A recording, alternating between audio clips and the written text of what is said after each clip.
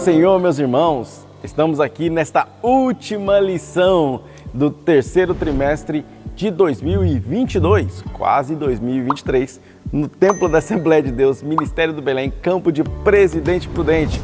Aqui, em que nessa 13ª lição, falaremos sobre as sutilezas de Satanás sendo resistindo às sutilezas de Satanás. E meus irmãos, para fechar essa lição, o texto áureo é maravilhoso. Tiago capítulo 4, versículo 7.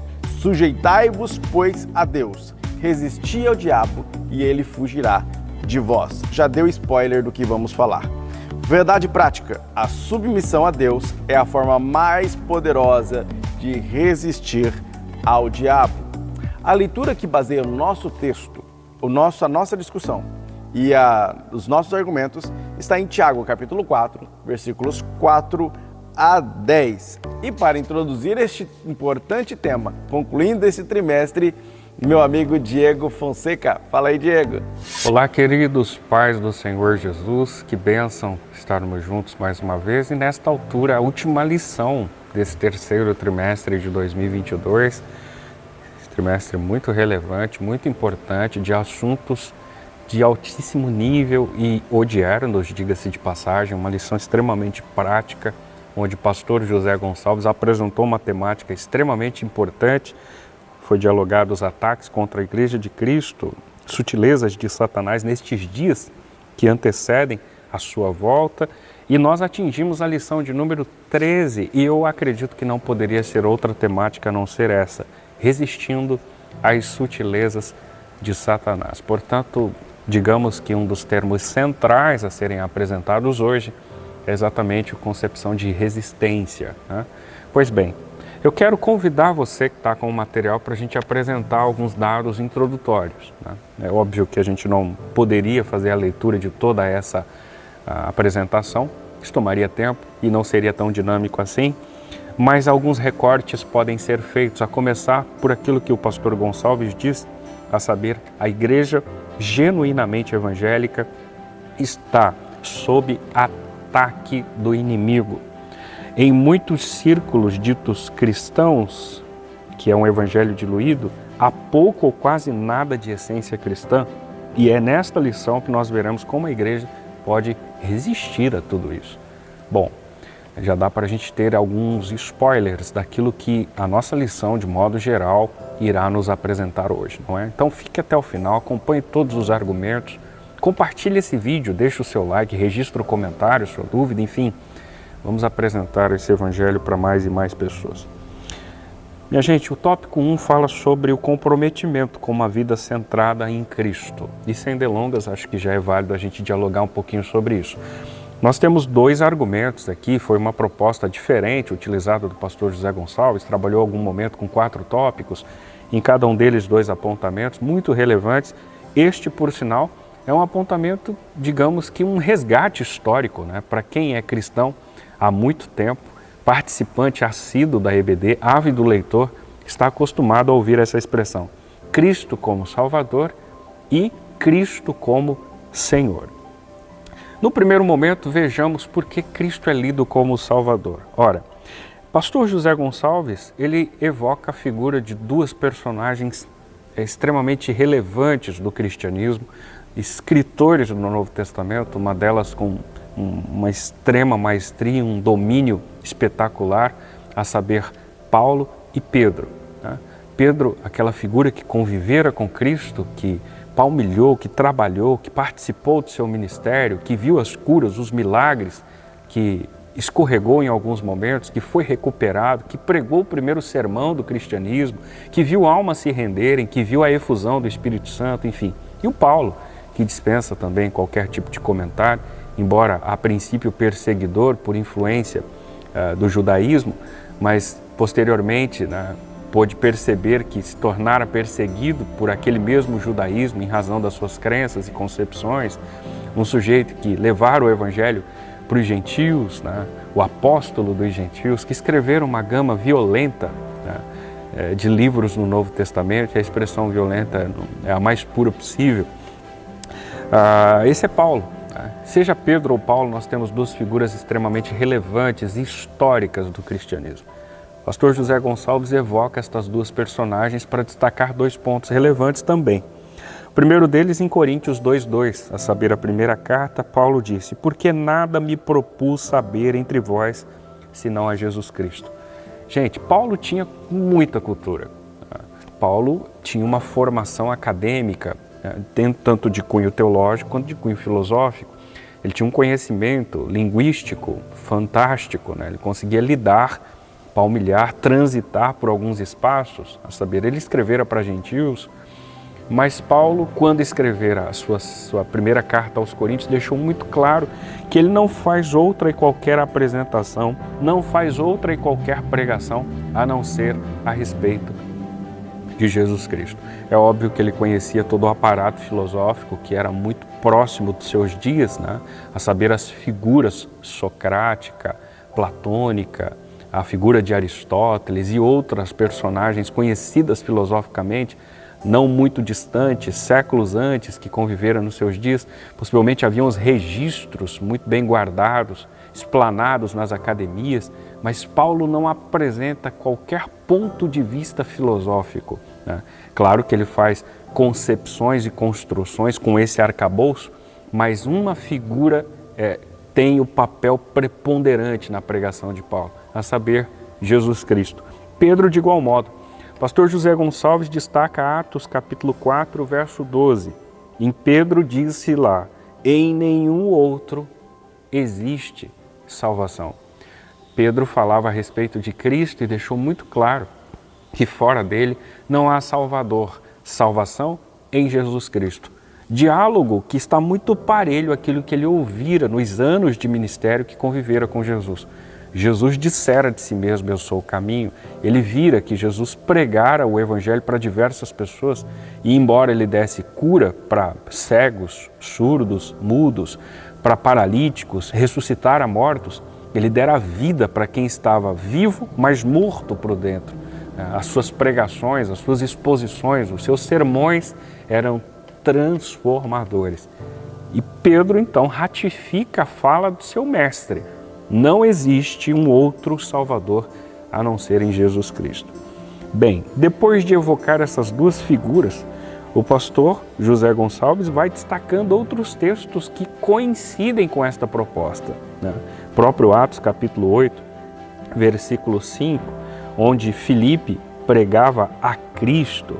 A própria Escritura, em outros momentos, sem quaisquer exceções, dialoga que o único Salvador existente é Cristo. O único mediador existente entre Deus e o homem é Jesus Cristo, aquele que também fora homem. Enfim, isto está maçantemente apresentado nas Escrituras neotestamentárias, com maior evidência, naturalmente, porque foi onde Cristo se manifestara corporeamente. Então, a ideia de que Cristo é o Salvador é uma ideia que não pode ser dissolvida. Isso é um fato concebido biblicamente, estruturado há milênios, e até hoje nós estamos dialogando sobre isso. Cristo salva.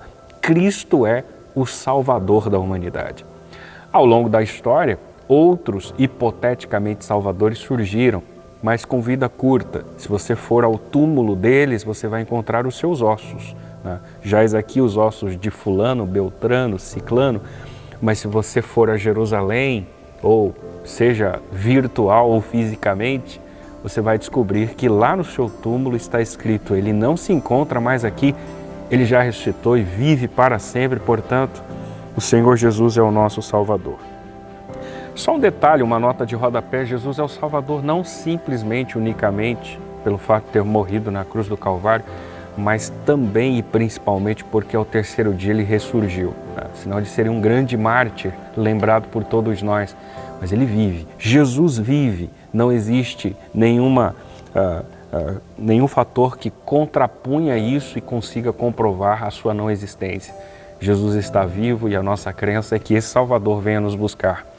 Mas eu preciso ir para o item 2, porque no item 2, pastor José Gonçalves, ainda falando dessa ideia de comprometimento com uma vida centrada em Cristo, ele não apresenta agora o Cristo como Salvador.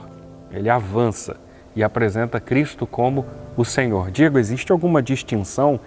Existe. não só uma distinção semântica, né? Não só uma distinção linguística, não só uma distinção de vocábulos, de expressões, mas existe uma distinção evidentemente. Veja só, embora eu tenha Cristo como meu Salvador e acredite que Ele salve a minha alma, eu preciso obtê-lo como Senhor. E quando eu o tenho como Senhor, cabe a mim, enquanto súdito, haja vista que Ele é o Senhor da situação, obediência, né? E o pastor José Gonçalves apresenta algo muito parecido a isso. Ele vai dizer que se por um lado a igreja não deve esquecer-se de proclamar a Cristo como Salvador, por outro, jamais deve esquecer-se de que Ele é o único Senhor. Receber Cristo como Salvador, mas não andar nele, olha só, isto é, de acordo com o seu ensino, é negar o seu senhorio. Isso é um fator novo para você ou não? Porque hoje, eu trago essa indagação, embora de maneira retórica, porque hoje nós estamos percebendo a olho nu, né, o número de possibilidades existentes, e inclusive essas possibilidades existentes, não só dentro daquela característica holística que comentamos na aula passada, mas dentro de um, abre aspas, evangelho, isto é, pessoas se utilizando da própria Bíblia Sagrada e apresentando um novo evangelho, né, com ideias facilitadoras, com inúmeras possibilidades, né, abrindo diversas exegeses, né, isso é, dando roupagem para textos que estão claros, dando as suas devidas interpretações, fazendo a sua própria hermenêutica, a sua própria interpretação a seu bel prazer, enfim, isso não é novidade para vocês, né? Para você que me assiste, você tem se acostumado com isso. Inúmeros movimentos onde as pessoas possibilitam o sujeito aceitar a Cristo, mas continuar andando como acha que deve andar. Aceitar a Cristo, manifestar ser um cristão, um evangélico, que é um termo muito mais cômodo, né, para nós cristãos, mas não ter nenhum tipo de vínculo e de responsabilidade com aquilo que esse evangelho disponibiliza. Isto é, eu aceito a Cristo, que é o mentor dessa ideologia, mas eu não tenho nenhuma responsabilidade com seus desdobramentos. Quando eu assim o faço, a impressão clara, caminhando pelas trilhas propostas pedagogicamente, é que eu aceitei o Salvador, mas eu rejeitei o Senhor.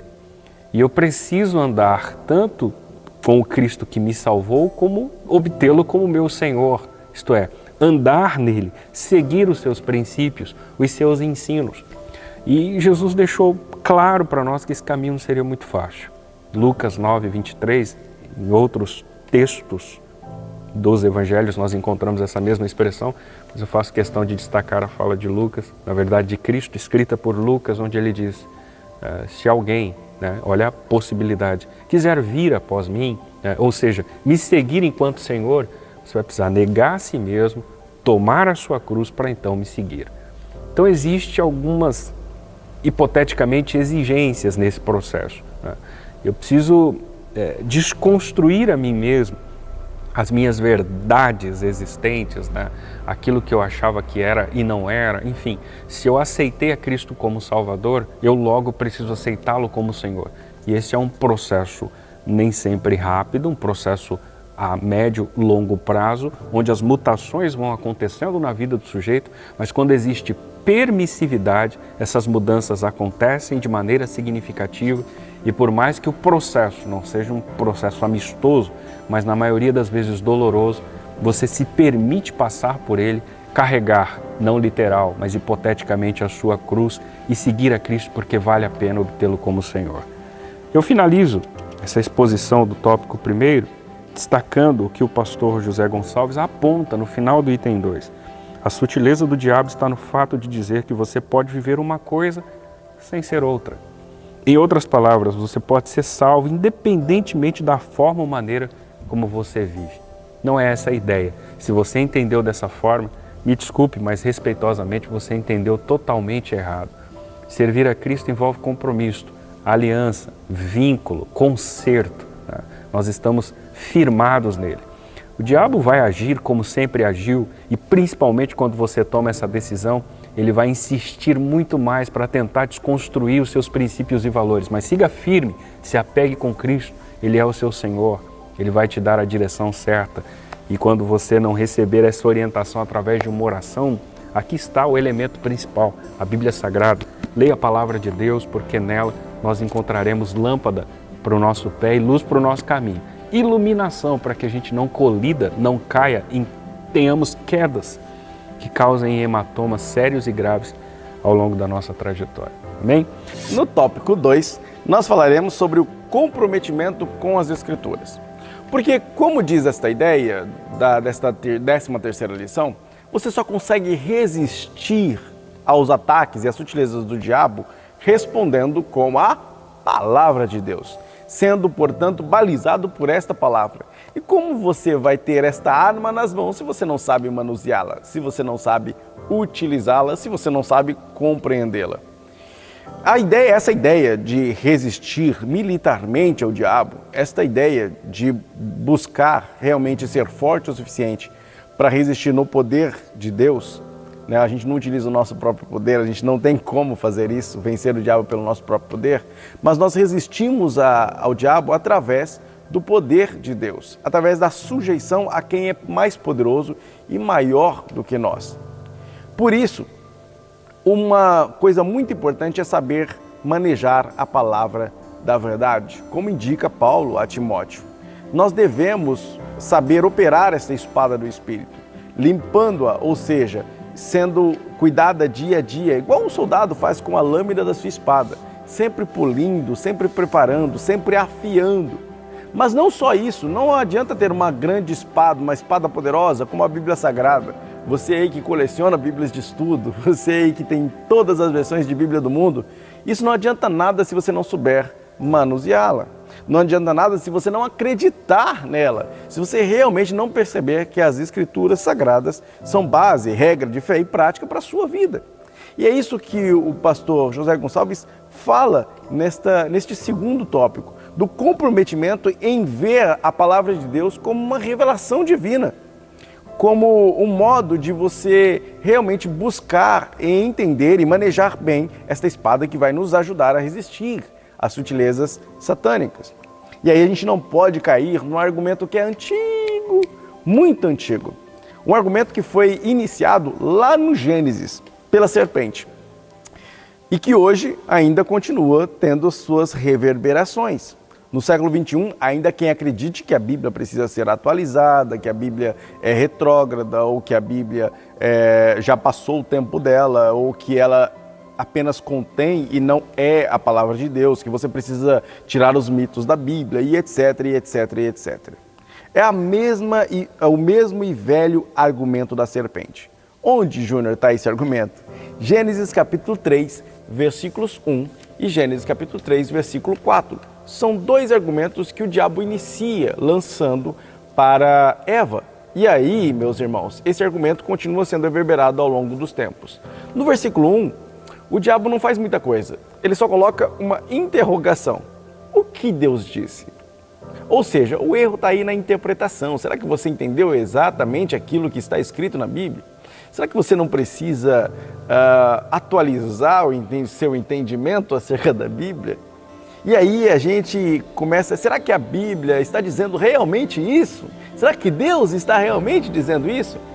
Esse jeito de colocar um ponto de interrogação em cima de uma afirmativa divina é um método que o diabo já utiliza desde o Éden e que ainda tem funcionado, tem enganado muitos Adãos e muitas Evas.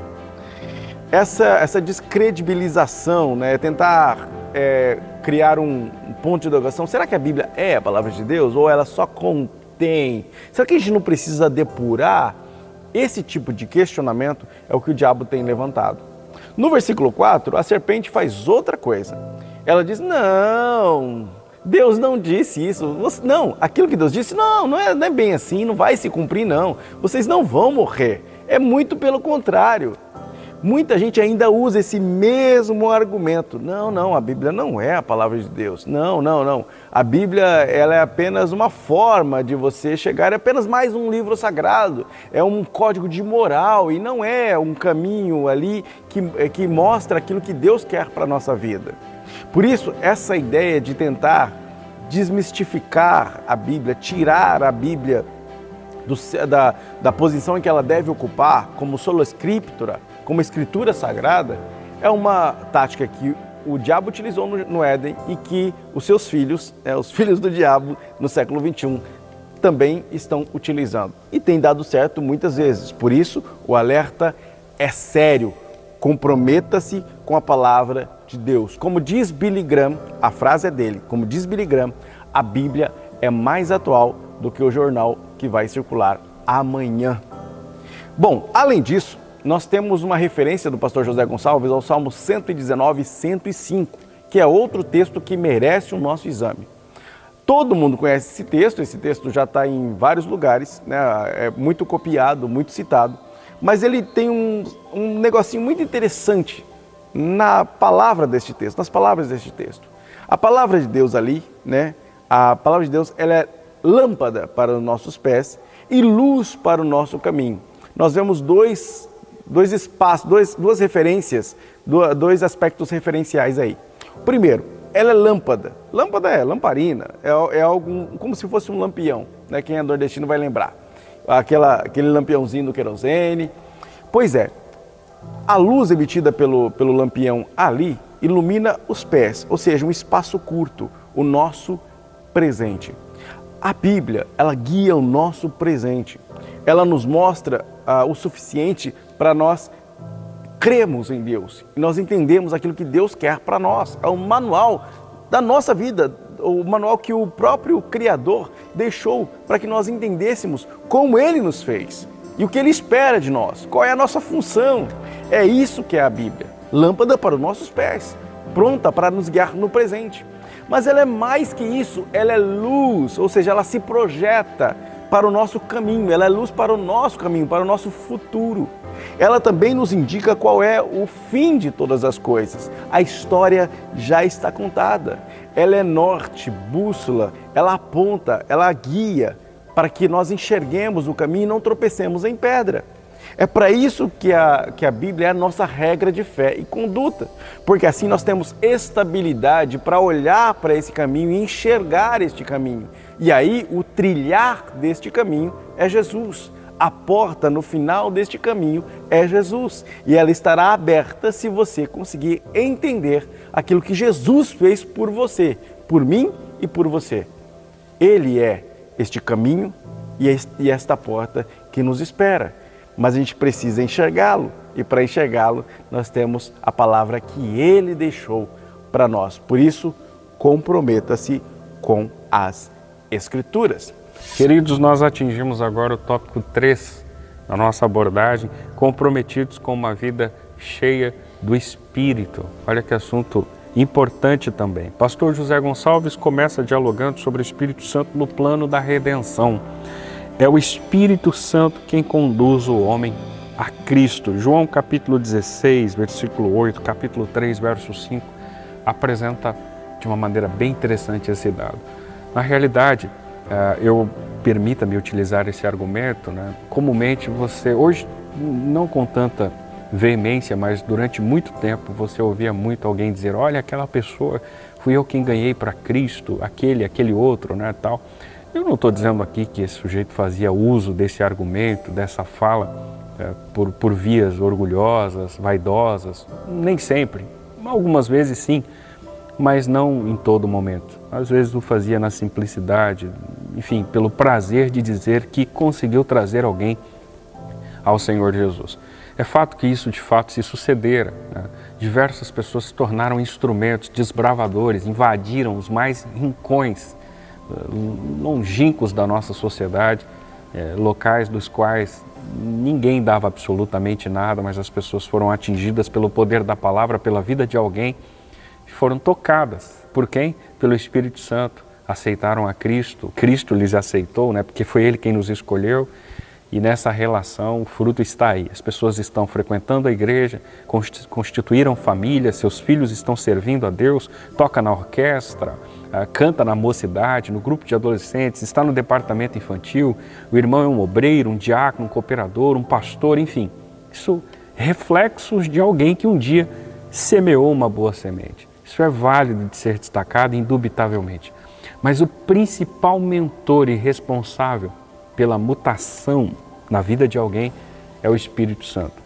O mentor principal pela mudança ocorrida na sua vida é o Espírito Santo. Aliás, o conceito veterotestamentário já dizia, não é por força, nem por violência, mas é pelo agir do Espírito.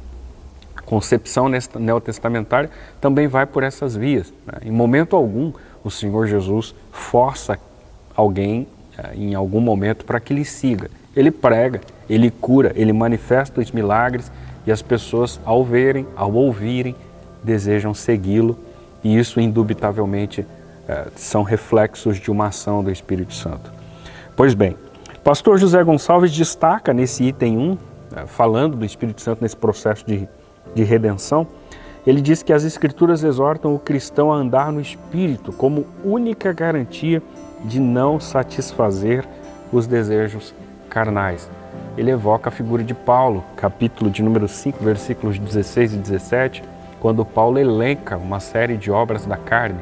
Já foi dialogado aqui em um outro momento, mas nunca é demais evocar esse texto. Você deve se lembrar que ali, a essa altura, Paulo vai contrapor os reflexos da carne e também a obra e fruto do Espírito, né? Verso 16 ao 22 você encontra esse fator contraditório. Em relação às obras da carne, o pastor José Gonçalves está deixando claro aquilo que Paulo disse, evidentemente, né? Ou seja, o sujeito não satisfará os desejos da carne se andar no Espírito. Então, a resposta está evidente, ela está clara, está lúcida. Se eu não quero cumprir os desejos que a minha carne tem, eu preciso, em contrapartida, andar no Espírito. Ele diz, inclusive, que sem o Espírito Santo é impossível vencer as sutilezas do diabo. Por sua força, por sua experiência, por sua robustez, por sua clareza, seja teológica, filosófica, por seu entendimento, por sua sabedoria, por sua inteligência, enfim, por quaisquer outros elementos que você os tenha, por sua versatilidade, competência, formação, tudo isso, irmãos, no bojo não consegue vencer as sutilezas do diabo. Mas se você for um sujeito que anda no Espírito, naturalmente que o andar no Espírito vai lhe convencer a outras necessidades, como leitura bíblica, devocionais, orações e etc., você vai vencer as sutilezas do diabo indubitavelmente. Mas eu quero concluir com aquilo que o pastor conclui. O item 2, a vida cheia do Espírito. Ele destaca, e eu faço questão de destacar o que ele pontuou aqui, contudo, há também uma obra capacitadora do Espírito Santo. Essa capacitação diz respeito à habilitação do crente para ser uma testemunha eficaz de Cristo no mundo, bem como viver vitorioso no Espírito. Minha gente, pastor José Gonçalves aponta dados comprovados biblicamente de que o sujeito é capacitado pelo Espírito, né? A Bíblia fala de revestimento, né? Fala de virtude. Você lê Atos, o livro histórico neotestamentário escrito por Lucas, na altura do verso 8, Jesus, né? Uma fala de Jesus, agora narrada por Lucas, ele diz, olha, mas recebereis a dunamis, uma dinamite, né? Uma explosão, uma virtude, uma efusão do Espírito que há de vir sobre vós. E isto não virá simplesmente para uma ação paliativa, para que vocês tenham sensações, impressões, construam intuições, né? Não é uma energia positiva, não é nada nesse sentido, né? Você não vai ter essa presença do Espírito Santo e compreenda essa presença como você bem entender, simplesmente para vaidade, para status. Se o fizer, inegavelmente entenderá de maneira equivocada a Bíblia Sagrada. Jesus conclui o seu relato e o seu depoimento é registrado por Lucas, quando ele diz que você, além de ser revestido, né, tomado por esse Espírito, receber essa virtude, ela tem uma finalidade. Ser-me-eis, recebereis, ser-me-eis. Existe uma regra exata, a conta fecha. O sujeito recebe e se torna, né? Recebe a virtude e se torna testemunha, né? Tanto em Jerusalém, como em toda a Judéia, Samaria e confins da terra. É óbvio que eu não vou aqui elucidar geograficamente todos esses espaços, mas eu posso parafraseá-lo, eu posso conjecturá-lo. a Jerusalém, a Judéia, Samaria e confins da terra, dialogam muito próximo conosco, que se trata de onde você estiver, seja no seu território, seja na sua casa, na sua família, no seu bairro, na sua cidade, seja na sua região, seja fora dela, seja num papel espiritual, seja num papel político, seja no trabalho, na rua, na faculdade, na escola, em todo qualquer espaço. A Bíblia, através de Cristo, quando uma vez recebido o Espírito Santo, como eu disse, entenda esse recebimento como você bem julgar, ela vai te tornar testemunha, isto é, eu vou ratificar aquilo que vivi através da pessoa de Jesus. Eu vou pregar a Cristo, Cristo me salvou, então eu quero mostrar para as pessoas que ainda não o conheceram que Cristo evidentemente salva, que Cristo evidentemente liberta, que Cristo evidentemente cura, que Cristo evidentemente transforma a vida de um homem porque Ele me transformou. Essa é a ideia de ser cheio do Espírito Santo. Não só essa, você deve se lembrar do que Paulo escreveu aos Efésios, no capítulo 5, texto sacro, verso 18. Não embriagueis com o vinho, porque no vinho existe dissolução, mas enchei-vos do Espírito Santo.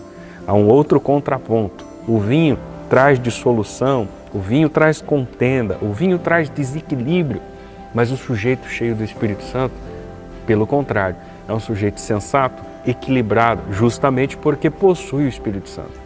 Ser cheio e andar no Espírito são ações cabais de que nós seremos vitoriosos. Eu termino essa modesta exposição lembrando do que o próprio Paulo escrevera ainda aos Efésios, mas agora no capítulo 6. E a partir do verso 12, ele deixa muito claro contra quem é a nossa luta. Não é contra forças humanas. Se você perde tempo lutando contra pessoas, você realmente perde tempo. Se você tenta provar razão ou ser dono dela diante de A, B ou C, infelizmente você está entrando numa luta errada. Você está legislando contra uma causa desnecessária, porque a sua luta não é contra estas figuras humanas. Paulo diz isso. A nossa luta não é contra carne e sangue, mas ela se limita a principados, potestades, príncipe das trevas, hostes espirituais da maldade, que, pasmem os senhores, habitam nas regiões celestiais. Ele constrói, e agora claramente parafraseia a ideia de um soldado romano, sendo um soldado de Cristo. Ele mostra a armadura de um soldado de Cristo. Capacete da salvação, a espada do Espírito, o escudo da fé, a couraça da justiça, os pés calçados no Evangelho da paz, enfim, todos estes elementos estes reais na figura de um soldado romano, são agora elucidados na figura de um soldado de Cristo. É óbvio que a figura é conjecturada por Paulo, né? Não são exemplos, elementos reais, mas são, embora simbólicos, mas extremamente significativos. Ele elenca uma série de armas defensivas, mas ele mostra uma arma ofensiva, a saber, a espada. E a espada é a palavra de Deus. Não só Paulo dissera isso, como Hebreus 4:12. A palavra de Deus é viva, eficaz, mais penetrante que uma espada de 2 gumes. Penetra juntas e medulas, a divisão da alma e do espírito, e é apta para discernir e entender pensamentos e intenções do coração. Irmãos, estejamos convictos, se formos cheios do Espírito Santo, por mais que as sutilezas do inimigo sejam grandes, por mais que ele seja sagaz e astuto, mas ele não irá lhe vencer em nome de Jesus. Então seja cheio do Espírito, né? Seja cheio do Espírito Santo. E você, mais uma vez, deve entender do que eu estou dizendo em ser cheio do Espírito Santo. Eu não estou falando de ações paliativas, eu não estou falando de momentos, eu não estou falando de uma situação aqui, outra acolá, em que você recebeu uma manifestação. Não é isso. Isso pode ser importante, sim, mas nós estamos falando de uma sequência, de uma regularidade. Mantenha uma comunhão com o Espírito Santo e, por certo, você vencerá as sutilezas do diabo. Ok? E chegamos ao último tópico. Tópico de número 4. E no tópico de número 4, a gente vai fechar de forma física aquilo que foi dito de forma espiritual. O comprometimento com as Escrituras e o comprometimento com uma vida cheia do Espírito resulta em uma participação física numa igreja local. Por isso, este tópico aqui exige que você participe, que você congregue, que você se una ao corpo de Cristo na terra. E aí eu acho interessante este tópico porque exatamente no meu TCC de conclusão agora do bacharelado em teologia, o meu TCC foi exatamente sobre a ideia da igreja como corpo de Cristo, a metáfora que Paulo utiliza em dois momentos e que tem duas formas distintas em que ele usa essa metáfora, tanto na ideia de unidade quanto na ideia de representatividade. E aí eu queria aproveitar este espaço que o pastor José Gonçalves inicia para falar sobre exatamente essa ideia da igreja como corpo de Cristo e da verdadeira espiritualidade com que a igreja manifesta no seu congregar, no seu coletivo. Lembrando que não existe essa ideia de igreja a partir de uma pessoa. Por que Jesus fala, onde estiverem 2 ou 3 reunidos em meu nome, aí eu estou? Não é só por causa da ideia de coletividade, tá? Não é só por causa disso. A gente sabe muito bem, e vocês conhecem isso, porque eu já citei isso aqui, que para se formar uma sinagoga no tempo antigo, se precisava de 10 pessoas. Inclusive, eles chegavam a tentar juntar essas 10 pessoas, inclusive até inserindo escravos naquela época, como contando. O escravo não servia para muita coisa, segundo eles, naquele período, mas para formar uma congregação, se fosse preciso, eles contavam também os escravos. Então, 10 pessoas formavam uma sinagoga, e aí eles podiam montar. Jesus diz, não é bem assim, não é um ritual, não é só simplesmente um prédio, não é só simplesmente uma regra. Não, onde estiverem 2 ou 3 reunidos com o propósito de me adorar, aí a igreja, aqui eu já estou no meio deles. A minha presença, que antes, no tempo antigo, era simbolizada pelo templo, estará com eles agora, em forma de espírito.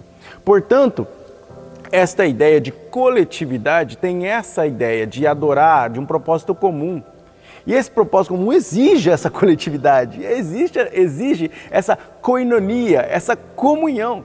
Portanto, não dá para fazer isso com uma só pessoa. É por isso que nós, e até o pastor José Gonçalves é bastante incisivo em falar contra a ideia de desigrejados.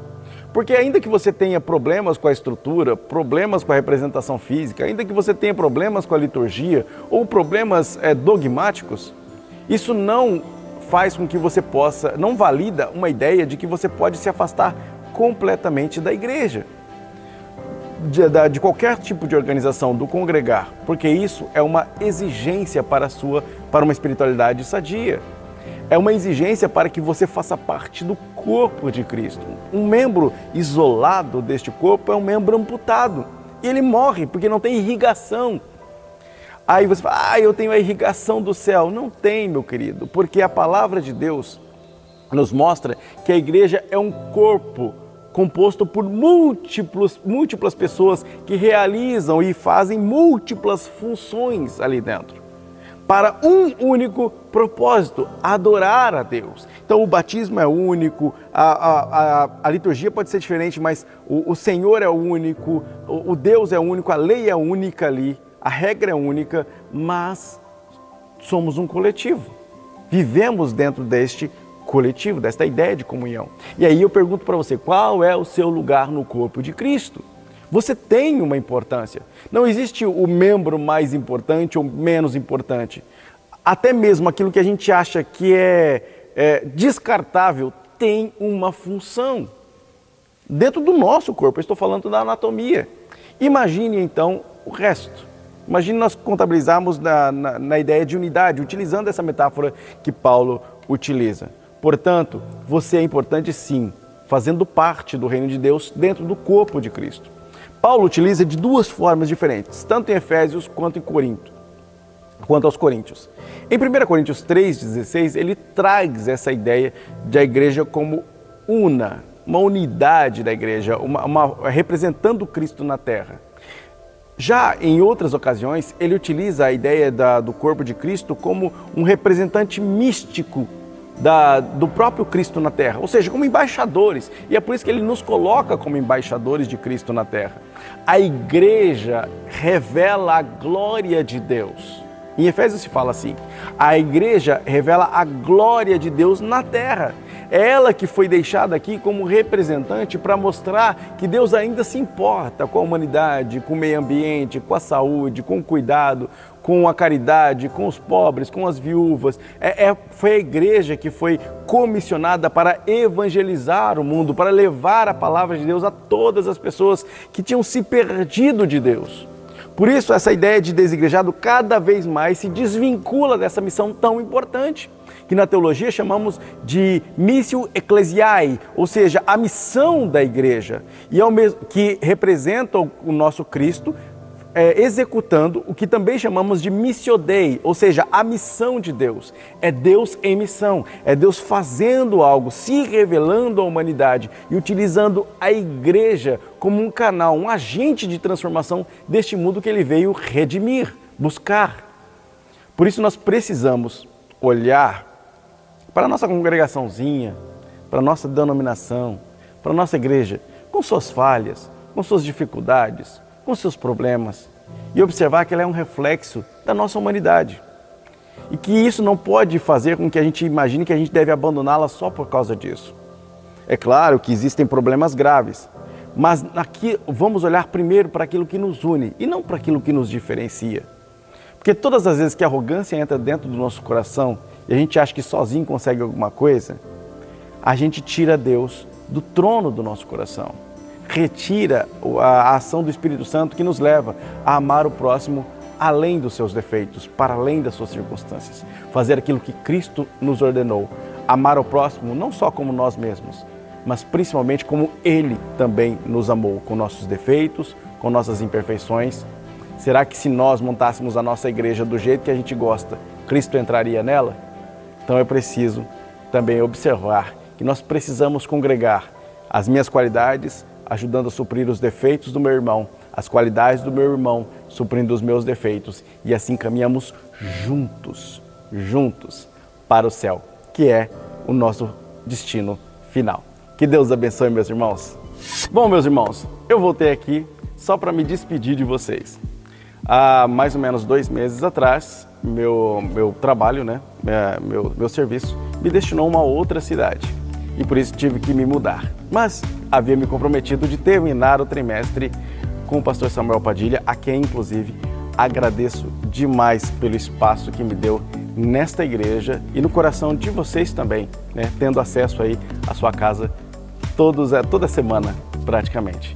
Devo agradecer ao pastor Cleiton Cabral, agradecer ao pastor Carlos Padilha de Siqueira Neto, a gente chama carinhosamente de Carlinhos, mas principalmente agradecer meus companheiros, tanto o Rony, que vocês quase nem veem aqui, mas que é peça essencial nessa gravação, e o Diego, que é meu irmão, literalmente, meus irmãos, considero o Diego um irmãozão meu, e com quem tive tanta intimidade e tranquilidade para dividir essa tribuna. E olha, a próxima pessoa que tiver a honra de participar junto com ele aqui das próximas gravações, recomendo que cuide bem desse meu irmão.